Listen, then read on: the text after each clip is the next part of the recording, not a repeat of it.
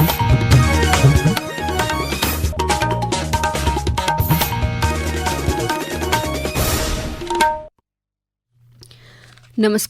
આકાશવાણી અમદાવાદ વડોદરા પ્રાદેશિક સમાચાર રિધિ ઉંધાડ વાંચે છે.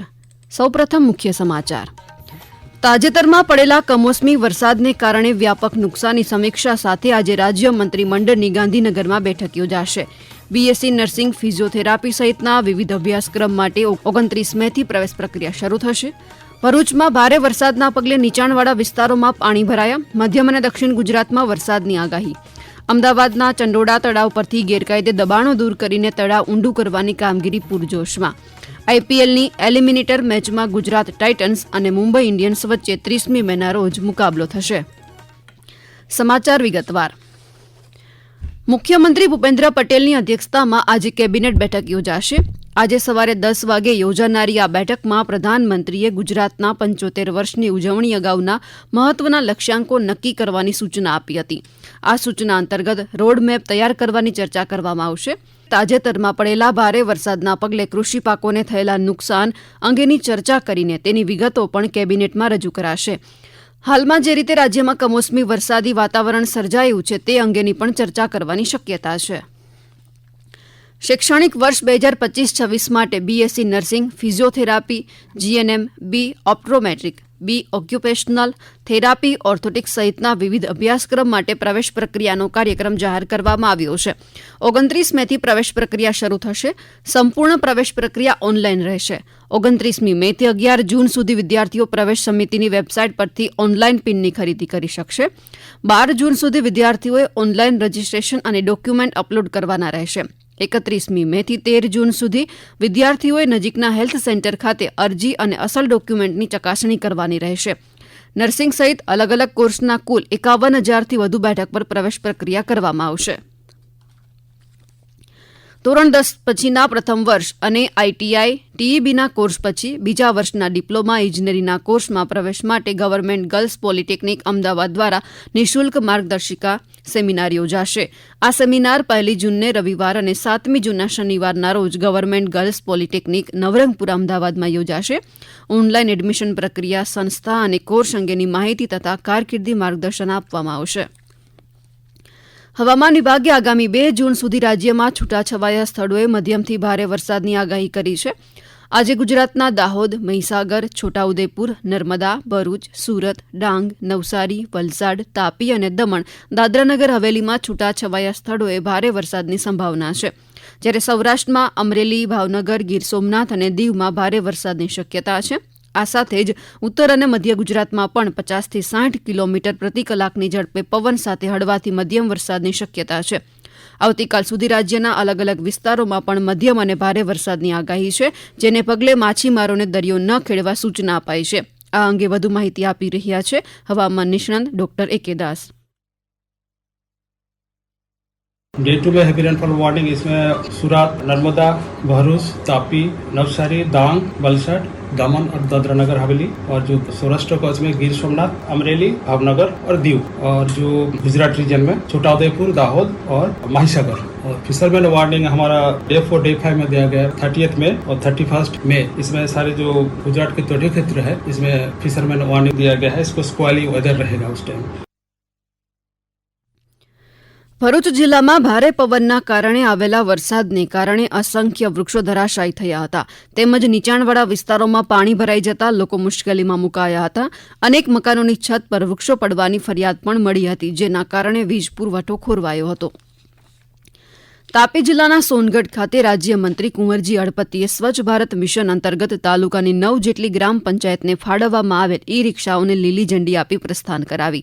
આ પ્રસંગે મંત્રીશ્રીએ જણાવ્યું હતું કે સફાઈ એ માત્ર સરકારની નહીં પરંતુ દરેક નાગરિકની સામૂહિક જવાબદારી છે અને સરકાર મળતી સુવિધાઓનો વધુમાં વધુ લાભ લઈને પોતાના ગામને સ્વચ્છ અને સ્વસ્થ બનાવવાની દિશામાં પગલાં ભરવા જોઈએ.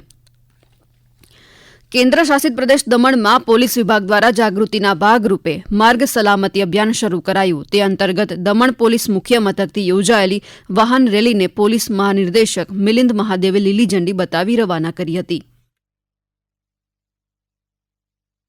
ये बाइक रैली का आयोजन किया गया। उसका उद्देश्य ये है लोगों में ट्रैफिक रूल्स के बारे में अवेयरनेस, उसको फॉलो करने का एक अवेयरनेस कैंपेन के तहत ये किया गया है। खासकर जो विदाउट हेलमेट जो लोग ड्राइव करते हैं टू व्हीलर्स, ये बहुत खतरनाक होता है, जिसके कारण छोटे से एक्सीडेंट से भी किसी को जान गंवानी पड़ सकती है। तो अगर ये हेलमेट पहन के लोग चलेंगे टू व्हीलर में तो इससे उनकी खुद की प्रोटेक्शन रहेगी और हमारी जो अमूल्य जीवन है वो जान बच सकती है। इसके लिए इसका प्रायोजन किया गया है। આ સમાચાર આપ આકાશવાણીના અમદાવાદ વડોદરા કેન્દ્ર પરથી સાંભળી રહ્યા છો. આ સમાચાર આપ અમારી YouTube channel AIR news Gujarat પર પણ સાંભળી શકો છો. વધુ સમાચાર માટે આપ અમારી વેબસાઇટ newsonair.gov.in/gujarati અને અમારા એક્સ હેન્ડલ AIR news_ABD ને ફોલો કરશો. અમદાવાદ શહેરના ચંડોળા તળાવમાં કુલ 11 લાખ ચોરસ મીટરનું ક્ષેત્રફળ ધરાવતા વિસ્તારમાં વ્યાવસાયિક પ્રકારના 700 દબાણો સહિત કુલ 12,000થી વધુ કાચા પાકા દબાણો દૂર કર્યા પછી નીકળેલ કાટમાળને હટાવવા માટે મહાનગરપાલિકા દ્વારા 3,719 મેટ્રિક ટન જેટલો કાટમાળ દૂર કરવામાં આવ્યો છે. આ તળાવમાંથી કાટમાળ દૂર કરવાની સાથે સાથે પાણીનો સંગ્રહ કરવા માટે તળાવને ઊંડું કરવાની કામગીરી પણ ઝોનમાંથી કરવામાં આવી રહી છે. તળાવમાં અંદાજે 2,936 ચોરસ મીટર ઊંડો ખાડો કરી આશરે મોટા પ્રમાણમાં માટી બહાર કઢાઈ રહી છે, જે મહાનગરપાલિકાના ગાર્ડન વિભાગના ઘનિષ્ઠ વનીકરણ પ્રોજેક્ટ અંતર્ગત ગ્યાસપુર ખાતે ઉપયોગમાં લેવાશે. આઈપીએલની મેચમાં હવે ગુજરાત ટાઇટન્સનો મુકાબલો એલિમિનેટરમાં મુંબઈ ઇન્ડિયન્સ સાથે થશે. ગઈકાલે રમાયેલી મેચમાં લખનૌ સુપર જાયન્ટ્સ સામે રોયલ ચેલેન્જર્સ બેંગલુરુએ 18.4 ઓવરમાં 4 વિકેટ ગુમાવી જીત હાંસલ કરી. આ સાથે જ Royal Challengers Bengaluru point table 2માં પહોંચી ગયું છે. પંજાબ ટોચના સ્થાને જ્યારે બેંગલુરુ બીજા ક્રમે છે. બેંગલુરુની આ જીતથી ગુજરાત ટાઇટન્સને સૌથી મોટું નુકસાન થયું છે. હવે ગુજરાત ટાઇટન્સ ત્રીજા ક્રમે પહોંચી ગયું છે, જેના કારણે તે એલિમિનેટરમાં રમશે અને તેમાં જીતે તો તેણે ક્વોલિફાયર 2માં પણ જીત હાંસલ કરવી પડશે, તો જ તે ફાઇનલમાં પહોંચશે.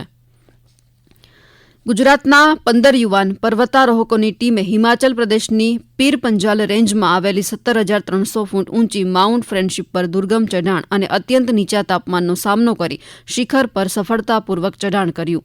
આ ટીમે તિરંગો લહેરાવ્યો અને એ સાથે જ દેશના યુવાનોમાં નશા વિરોધી જાગૃતિ ફેલાવવાનો સંદેશ નો ડ્રગ્સ કેમ્પેન ગગનચુંબી શિખર સુધી પહોંચાડ્યો. આ ટીમે 20 મેના રોજ પોતાની યાત્રાની શરૂઆત કરી અને 26 મે શિખર સર કરી સફળતા પ્રાપ્ત કરી હતી. સાણંદ તાલુકા પંચાયત ખાતે બેટી બચાવો બેટી પઢાઓ યોજના હેઠળ બાલિકા પંચાયતની સરપંચ અને ઉપસરપંચ દીકરીઓની તાલીમ યોજાઈ, જેમાં દીકરીઓને પંચાયતી રાજ વ્યવસ્થા અને બાલિકા પંચાયતના કાર્યો અંગે તાલીમ આપવામાં આવી.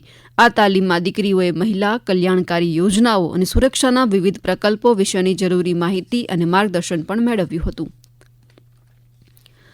વિશ્વ પર્યાવરણ દિવસની ઉજવણીના ભાગરૂપે રેલવે તંત્ર દ્વારા સુરેન્દ્રનગર રેલવે મથક ખાતેથી પ્લાસ્ટિકનો કચરો એકઠો કરાયો. આ દરમિયાન લોકોને પ્લાસ્ટિકનો ઉપયોગ ટાળવા સંદેશ પણ આપવામાં આવ્યો. અમરેલીમાં યોજાયેલી આંતરરાષ્ટ્રીય યોગ દિવસ કાઉન્ટડાઉન યોગ શિબિરમાં અંદાજે 300 લોકોએ ભાગ લીધો. આ દરમિયાન ગુજરાત રાજ્ય યોગ બોર્ડ દ્વારા યોગાભ્યાસ કરવામાં આવ્યો. ઉપરાંત મેદસ્વીતા દૂર કરવા યોગ અને પ્રાણાયામનો અભ્યાસ કેટલો મહત્વનો છે તે લોકોને સમજાવવામાં આવ્યું. ભાવનગર જિલ્લા રોજગાર કચેરી દ્વારા ડોક્ટર બાબા સાહેબ ભવન પાનવાડી ખાતે ભરતી મેળો યોજાશે. સવારના 10:30 વાગે આયોજિત આ ભરતી મેળામાં બીઈ મિકેનિકલથી લઈને ધોરણ 10 પાસ સુધીની લાયકાત ધરાવતા ઉમેદવારો માટે ખાનગી ક્ષેત્રની અંદાજિત 5 કંપનીઓમાં RBM બેંક મિત્રથી લઈને ટેલિકોલર સુધીની વિવિધ જગ્યાઓ ભરવાની હોવાથી રોજગાર વાંછુકોને સ્વખર્ચે ઉપસ્થિત રહેવા અનુરોધ કરાયો છે. આ દરમિયાન પંચમહાલ જિલ્લાના ઘોગંબા ખાતે પણ રોજગાર અને એપ્રેન્ટિસ ભરતી મેળો યોજાઈ ગયો, જેમાં કુલ 42 ઉમેદવારોની પ્રાથમિક પસંદગી કરવામાં આવી છે. અને અંતે મુખ્ય સમાચાર ફરી એકવાર. તાજેતરમાં પડેલા કમોસમી વરસાદને કારણે વ્યાપક નુકસાનની સમીક્ષા સાથે આજે રાજ્ય મંત્રીમંડળની ગાંધીનગરમાં બેઠક યોજાશે. BSc નર્સિંગ, ફિઝિયોથેરાપી સહિતના વિવિધ અભ્યાસક્રમ માટે 29મી મેથી પ્રવેશ પ્રક્રિયા શરૂ થશે. ભરૂચમાં ભારે વરસાદના પગલે નીચાણવાળા વિસ્તારોમાં પાણી ભરાયા. મધ્યમ અને દક્ષિણ ગુજરાતમાં વરસાદની આગાહી. અમદાવાદના ચંડોળા તળાવ પરથી ગેરકાયદે દબાણો દૂર કરીને તળાવ ઊંડું કરવાની કામગીરી પૂરજોશમાં. આઈપીએલની એલિમિનેટરની મેચમાં ગુજરાત ટાઇટન્સ અને મુંબઈ ઇન્ડિયન્સ વચ્ચે 30મી મેના રોજ મુકાબલો થશે. આકાશવાણીના અમદાવાદ વડોદરા કેન્દ્ર પરથી પ્રાદેશિક સમાચાર પૂરા થયા. હવે પછી આપ 7:45 રાષ્ટ્રીય સમાચાર સાંભળી શકશો. નમસ્કાર.